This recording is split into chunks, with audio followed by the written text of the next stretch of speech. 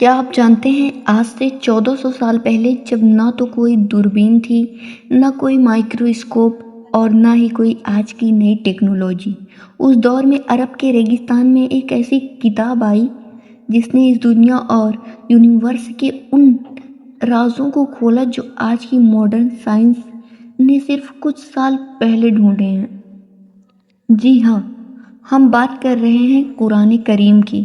آج ہم کسی سنی سنائی بات پر نہیں بلکہ پورے پکے ثبوتوں پر بات کریں گے۔ آج کی اس ویڈیو میں ہم آپ کو قرآن کے وہ 3 بڑے راز بتائیں گے جسے دیکھ کر بڑے بڑے سائنٹسٹ بھی دنگ رہ گئے ہیں۔ ویڈیو کو آخر تک ضرور دیکھیے کیونکہ تیسرا راز آپ کو حیران کر دے گا۔ پہلا راز ہے یونیورس کا پھیلنا۔ سال 1929 میں ایک مشہور سائنٹسٹ ایڈوین ہبل نے دنیا کو بتایا کہ ہماری یہ ایک جگہ رکا ہوا نہیں ہے بلکہ یہ ہر پل تیزی سے پھیل رہا ہے۔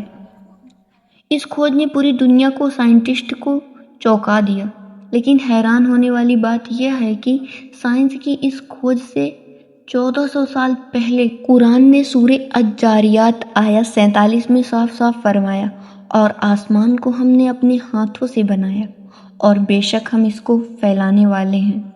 ذرا سوچئے، جس زمانے میں لوگ صرف کھیتی باڑی اور ریگستان کے بارے میں جانتے مانتے رکھتے تھے، اس دور میں ایک کتاب بتاتی ہے کہ پورا سنسار پھیل رہا ہے۔ کیا یہ کسی انسان کا دماغ ہو سکتا ہے؟ بالکل نہیں، یہ صرف اس پوری دنیا کو بنانے والے کا کلام ہے۔ اور دوسرا راز ہے کہ پہاڑ ایک کیل کی طرح ہے۔ ہماری لسٹ کا دوسرا راز ہے پہاڑوں کی اصلیت۔ ہم سب کو لگتا ہے کہ پہاڑ صرف زمین کے اوپر ہوتے ہیں، لیکن بھو وگیان، جیولوجی، ارتھ سائنس یعنی زمین کی پڑھائی کرنے کے مطابق پہاڑوں کا ایک بہت بڑا حصہ ان کی اونچائی سے کئی گنا زیادہ زمین کے اندر دھسا ہوتا ہے، بلکہ ایک کیل کی طرح جو زمین کو ہلنے سے روکتا ہے۔ اب آئیے قرآن کی طرف۔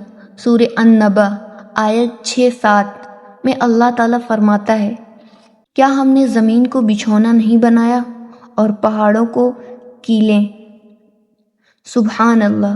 جو بات سائنس نے آج بڑی بڑی مہینوں سے زمین کے اندر جانچ کر کے بتائی، وہ قرآن نے صدیوں پہلے ایک لفظوں میں بیان کر دی، الاوتاد یعنی کیلیں۔ اب بات کرتے ہیں اس تیسرے راز کی جو سب سے زیادہ حیران کرنے والا ہے۔ سمندر پر کھوج کرنے والے سائنٹسٹ نے حال ہی میں پتہ لگایا ہے کہ سمندر کے اندر تقریباً 200 میٹر کی گہرائی کے بعد بالکل گھنا اندھیرا شروع ہو جاتا ہے۔ وہاں کوئی انسان بنا خاص سوٹ یا تیاری کے نہیں جا سکتا، اور انہوں نے یہ بھی ڈھونڈا ہے کہ گہرے سمندر کے اندر بھی لہریں ہوتی ہیں جن کے اوپر ایک اور لہر ہوتی ہے۔ اب سنیے قرآن کریم کیا فرماتا ہے۔ سورہ النحل آیت 40 میں،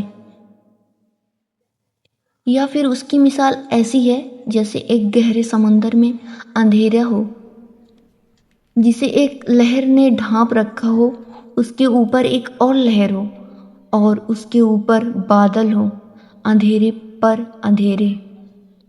ایک ایسی جگہ جہاں اس دور میں کوئی انسان تیر کر نہیں جا سکتا تھا۔